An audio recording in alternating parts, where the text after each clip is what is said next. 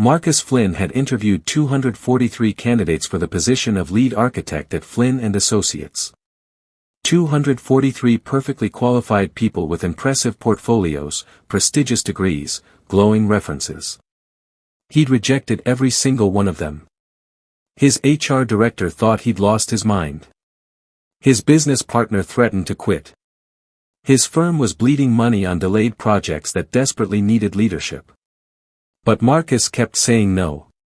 Then, on a rainy Tuesday in Chicago, a young plus-size woman named Sabrina Walsh walked into his office with a portfolio held together with duct tape and a resume that would make any hiring manager cringe. She had no degree from a fancy school. No experience at a major firm. No connections in the industry. Marcus hired her on the spot. 5 years later, Sabrina Walsh would design the building that saved his company and changed the Chicago skyline forever. But the reason Marcus chose her over 243 perfect candidates had nothing to do with architecture at all. Marcus Flynn had built his architecture firm from nothing. He'd started 20 years ago, fresh out of Columbia, full of ideas about buildings that could change how people lived. For 15 years, he'd been successful, respected, profitable. Then his lead architect, the brilliant Thomas Chen who'd been with him since the beginning, died suddenly of a heart attack at 52. The loss devastated Marcus personally and crippled the firm professionally. Thomas had been the creative genius. Marcus was the business mind. Without Thomas, projects stalled. Clients grew impatient. Marcus needed to replace him, but how do you replace irreplaceable? He started interviewing. Candidate after candidate walked through his door. Yale graduates. Harvard prodigies. People who'd worked on buildings Marcus admired. They were all qualified. All impressive. All wrong. Marcus couldn't articulate why. His HR director, Patricia, kept pushing. Marcus, candidate 78 has designed museums in 3 countries. Marcus said no. Candidate 115 literally won the Pritzker Prize. No. Candidate 212 is Thomas's former protege. No. Patricia finally exploded. What exactly are you looking for? Because at this rate, we won't have a firm left to hire for. Before we dive deeper, let us know in the comments where you're watching from, we'd love to hear from you. And if you're new here, click the subscribe button so you never miss any of our upcoming videos. Marcus didn't know what he was looking for until Sabrina Walsh walked in. It was a Thursday, raining hard, and she arrived 15 minutes late, drenched, apologizing profusely. She was a plus-size woman in her late 20s, wearing clothes that were professional but clearly not expensive, carrying a portfolio that was literally held together with duct tape on one corner. Patricia had already written her off. She wasn't even on the official interview list. She'd cold emailed the firm 3 times, been ignored, and finally just showed up asking for 5 minutes. Patricia was about to turn her away when Marcus, walking past, stopped. Something about the way Sabrina stood there, dripping wet but refusing to leave, reminded him of himself 20 years ago. He said, 5 minutes.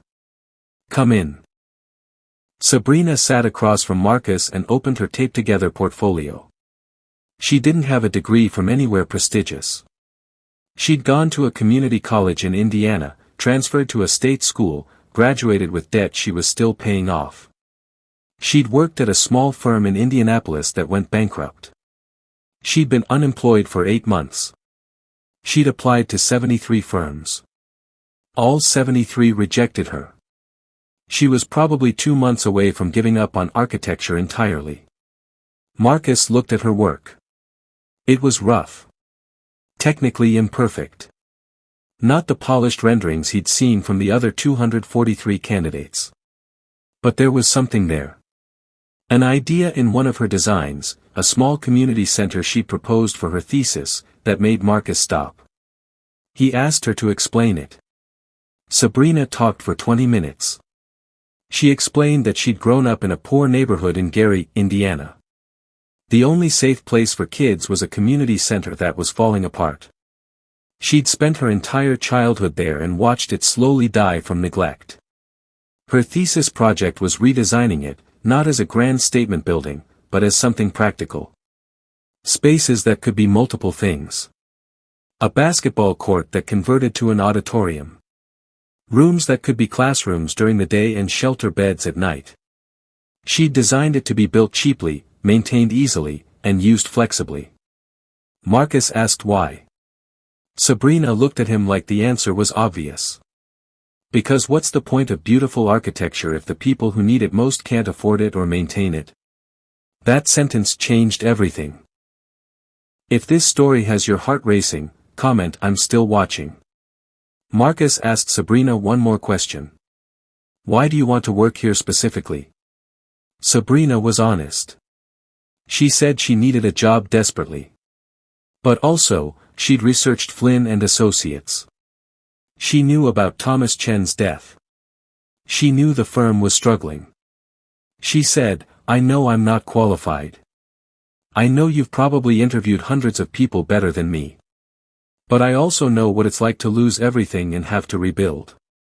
And I think maybe that's what you need right now. Not someone perfect. Someone who understands starting over." Marcus hired her. Patricia nearly had a stroke. The other partners demanded an explanation. Marcus couldn't give one that satisfied them. He just said, "Trust me." They didn't. For the first 6 months, Sabrina proved everyone's doubts right. She struggled with the software the firm used. She missed deadlines. Her designs needed constant revision. The other architects whispered. The partners pressured Marcus to fire her. He refused. Because Marcus saw something they didn't. Sabrina wasn't failing because she couldn't do the work. She was failing because she was trying to work like Thomas Chen, like the fancy graduates, like someone she wasn't. One night, Marcus found Sabrina in the office at midnight, crying over a design that wasn't working. He sat down and asked what was wrong. Sabrina said she didn't belong here, that everyone was right, she wasn't good enough. Marcus said, "You're right. You're not good enough at being them. Stop trying. Be yourself." He pulled up her thesis project, the community center. He said, "This is why I hired you. You see buildings as solutions to human problems, not monuments to architects' egos. Stop trying to design like Thomas. Design like Sabrina." Something shifted after that night. Sabrina stopped imitating and started creating. Her next project was a mixed-use development in a struggling Chicago neighborhood. Instead of the luxury condos the client requested, she proposed mixed-income housing with ground-floor community spaces. The client almost walked. Marcus convinced them to look at the full proposal. Sabrina's design wasn't flashy, but it was brilliant. It would revitalize the neighborhood without displacing existing residents, create community gathering spaces, and still be profitable. The client approved it. The building was completed 2 years later. It won awards. It worked exactly as Sabrina designed it. Over the next 3 years, Sabrina became indispensable. She brought a perspective to the firm that had been missing. While other architects designed for critics and awards, Sabrina designed for people. Her buildings were practical, affordable, human scale. She thought about who would actually use the spaces and what they needed. She designed a school that could double as an emergency shelter. A library with built-in food bank storage. An office building with childcare facilities on every floor. Critics called her work unpretentious. They meant it as an insult. She took it as a compliment. Marcus watched her transform his firm's reputation. They stopped being known for prestigious monuments and became known for architecture that solved real problems. Then came the project that would define both of them. The city of Chicago opened bids for a major development on the South Side, an area that had been economically devastated for decades. Most firms proposed gentrification disguised as development. Luxury apartments, upscale retail, the usual playbook that would push out existing residents. Marcus's partners wanted to submit a traditional proposal. They thought it had the best chance of winning. Marcus asked Sabrina what she would do. Sabrina worked for 3 weeks on a different vision. Her proposal was radical. Mixed-income housing that kept current residents while attracting new ones. Community-owned retail spaces. A job training center. Green spaces. A design that grew from the neighborhood's existing culture instead of erasing it. It was risky. It was unconventional. It would make less profit than a traditional development. Marcus submitted it anyway. The city chose Flynn and Associates. Not because the proposal would make the most money, but because it was the only one that actually addressed community needs. Sabrina became the lead architect. Over the next 2 years, she built what would become her masterpiece. Not the tallest building. Not the most expensive. But a development that actually worked. Families stayed. New businesses opened. Crime dropped. The community thrived. Architectural magazines wrote features. The project won national awards. And Marcus's firm, which had been dying 5 years earlier, was now thriving with more clients than they could handle. At the award ceremony, a reporter asked Marcus about his hiring philosophy. Marcus told the truth. He said, "I interviewed 243 perfect candidates. They all had the credentials, the experience, the connections. But they all designed buildings the same way, thought about architecture the same way. Sabrina Walsh had none of those things. What she had was something none of them had. She understood that architecture isn't about impressing other architects. It's about improving people's lives. The world doesn't need more perfect architects. It needs more people who see buildings as tools for solving human problems." The reporter asked about the 243 rejected candidates. Marcus said, "They'll all have successful careers. But none of them would have designed what Sabrina designed. Sometimes the wrong candidate is exactly the right person." Years later, Marcus retired and named Sabrina as his successor. She was 35 years old, running one of Chicago's most respected architecture firms. She still had her duct-taped portfolio from that first interview, framed on her wall as a reminder. When young architects asked her for advice, she told them what Marcus told her. Stop trying to be perfect. Be useful. The world has enough beautiful buildings that don't solve problems. Design something that matters.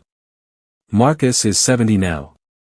He walks past Sabrina's South Side development sometimes, watching people live their lives in spaces she created. And he thinks about those 243 perfect candidates he rejected. Not one of them would have built this. Not one of them saw what Sabrina saw. Not one of them understood that the best architecture isn't about the architect. This is the hidden chapter of Marcus Flynn's career. Not his early success. Not his prestigious projects. The hidden chapter was the moment he stopped looking for credentials and started looking for perspective. The moment he chose the candidate everyone said was wrong. The moment he bet everything on someone who didn't fit the mold. Because sometimes the person who looks least qualified is actually the only person qualified to do what really needs doing. Marcus didn't reject 243 perfect candidates because they weren't good enough. He rejected them because perfect isn't always what's needed. Sometimes what's needed is real. What do you think? Have you ever been overlooked because you didn't fit someone's idea of perfect? Or have you ever taken a chance on someone everyone said was wrong? Drop your story in the comments. And if this made you think about who you hire, who you trust, who you believe in, maybe that's the point. Sometimes the hidden chapter is recognizing that perfect credentials don't equal perfect solutions. Thanks for being here. We'll see you in the next hidden chapter.